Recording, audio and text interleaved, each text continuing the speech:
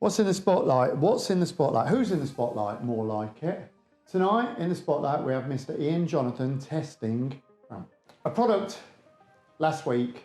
Let me down, okay, massively.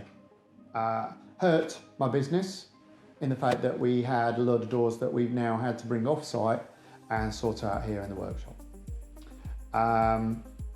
It's caused us a lot of problems. I've got to figure out what the problem is. And I've also got to figure out how to rectify the problem. Okay, so any ideas what that paint might be? Have we had any suggestions? Interesting. Okay, Bob, there you go. Everyone's saying Tiki. Bob has got it, Renner. Renner. Okay, Renner, 760. We went to Italy in 2019, okay? Oh, great. We went out and we spent ages at Renner, okay? Through the help of Symphony. So what happened was, we didn't talk about it. I wouldn't even let my team, who was with me in Italy, actually purchase any product for at least 3, maybe 4 months. I didn't even talk to you guys for nearly 6 months. Until I was happy that this wouldn't bite me in the arse. Okay? So last week, we sprayed black. RAL 7022, no, that's a different colour we're doing at the moment. I can't remember which one it was. So this is 30%. It is a RAL colour. Okay, it's a RAL colour, okay, but it's technically black. And what it did on the doors was, it pitted. I mean, like fine pits. I mean, I've seen it on some other work, but I've never actually had it myself. And first off, Liam sprayed it 2 coats and really started kicking his confidence, didn't it? Well, he's not been spraying that long, and we've kind of left him to his own devices on this job. And I said, you've got to make your own mistakes, you know, because that way you learn and you can rectify and you start to see things better and adapt. So I went in, me and Lindsay went in, sorry. We sanded everything, we rectified everything, we spotted everything, we made sure everything was 100%.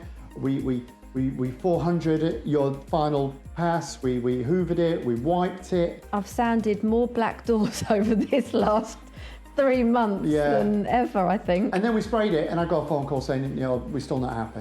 You know, he's not happy. The client was fine, but we weren't happy. It's RAL 9005. Okay, fine. So Renner 760. So why did the Renner bite me in the arse? Okay, why did it bite me in the arse? Simply put, it didn't. All right, there's got to be a point within business, okay, that no matter how new you are and how long you've been doing this, that you put your hands up. You've just got to put your hands up and say, I'm the one that fucked up. Okay? It's as simple as that. There's nothing wrong with the product. Yeah, yes, it bit you in the arse, but ultimately it was your fault. It bit me in the arse because do you know what it did? I've had such good results over it, and I've listened to all you guys, and I've seen some amazing projects that you guys have sprayed with these products, all right? And I know Owen really well because we spend a lot of time talking about products. He's like me, he's really into this. And he helps massively, and I know he helps you guys. So he never sells, he lets the product do that. He just gives really good information. So what I'm trying to get at is, it gave me too much confidence. All right, I got a little bit cocky, I got a bit blasé, and I've tested this on tiles, I've tested it on all sorts of different substrates. And to be fair, you did test it on these doors. I did. We sprayed one of the doors, we were very happy with it, okay, and we checked everything, because that's what I do. I said to the guys, we left it like 3, maybe 4 days before we came around and started working on all the others. But it pitted. And the problem is that I didn't actually go through the system the right way. Simple as that. I cut out certain parts of the system. Why? Because I had such good results with this that I said to the guys, look, the doors are already black. Don't worry about it. This stuff will stick like shit to a blanket. I took some video, took some photo, and I sent it to Owen. And he phoned me up straight away. And he's like, talk me through it. So I talked to him through it. Straight away he knew what it was. Of course he would. And it was the fact that I was spraying over a product that was already sprayed, that's coming from Italy. He's saying, look, it's not just the product itself, it's probably got a coating on there that is like a cleaning coating, so obviously it looks really nice when they unwrap it and fit the doors because black always marks. He says, probably that. And I said, yeah, but you know, it had 3 coats. And he's going, Ian, if it's just coming through. He said it's like tannins. It's like tannins. It will just keep coming through, no matter what we do. It just keep coming through. He said you've got to seal it. You've got to, and you didn't. He did talk about an additive, okay? And I thought it was just, with these paints, I thought it was quite simple, because Owens tried to keep it simple for us. And he said to us, look, there's hardness and cross-linkers. You can't use the hardness, okay, because the isocyanides, but you can use the cross-linkers. This particular cross-linker is very good because what it does is increases drying time, curing time, and chemical resistance. Brilliant. When used right. But I didn't use any in this, but he also said there's another additive that we can add to help combat this product coming through.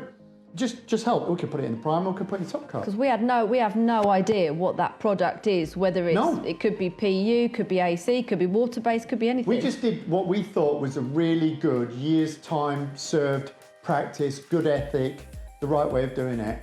And I just cut out a couple of processes. Well, I just cut out one really, and it bit me in the arse. It truly bit me in the arse to the fact that we've got to strip the doors right back and start again.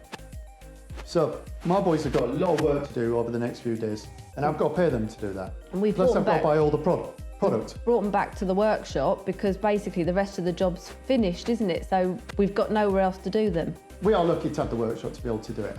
My point is, I hear, and I've heard it for many, many years on groups, decorators, if they don't get their own way with a paint supplier, kick off. I'll put it all over social media. I'll slate them. Okay? It doesn't really work being in a negative way like that. Well, and 9 times out of 10, and we've had this conversation with Owen, 9 times out of 10, it's human error. Machines is exactly the same. All right, so let's say that I was a smart ass, all right? Hey, been around a long time, done this job for a while. So I said to Owen, mate, this paint's failed. And he goes, oh, yeah. So I go through everything, and he's asked questions, yeah, did all that. I'm not being funny. The guys that were with me when we were in Italy, we went into one of their labs, just one of them, they have quite a few.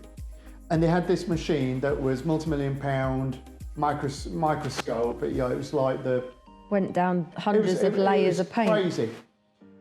And when they show you what is wrong with the problem, 9 out of 10 times, it's back to the applicators.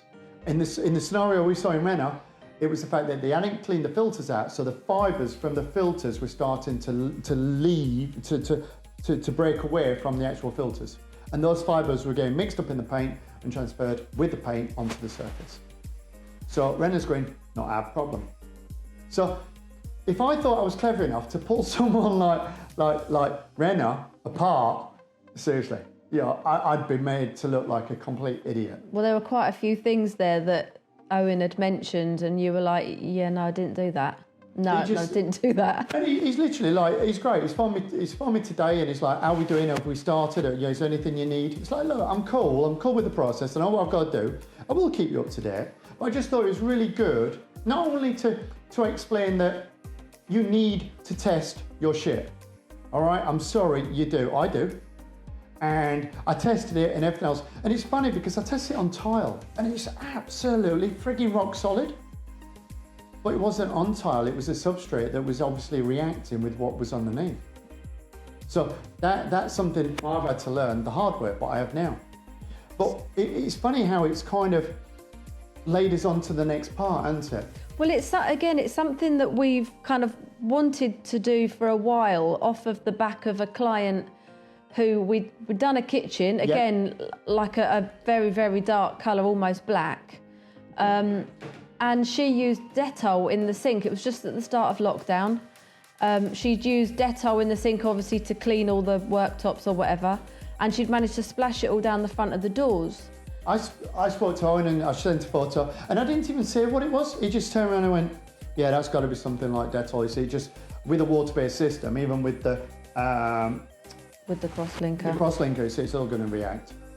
So we thought that we would test with Dettol, with bleach, and we're going to cut the board into 8 sections. We're not going to cut it, we're going to stripe it. No, all right, split it. We're going to split it into 9 boxes, and we've got 8 of these.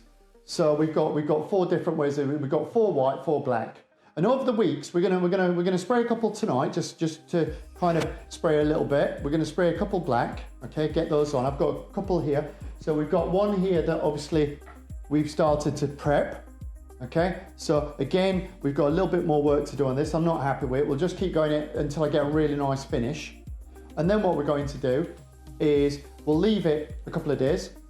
We're gonna have some with cross-link and some without, okay? We're gonna strip it up, and Lindsay's gonna get you've got to Sainsbury's, let's go middle road. Yeah.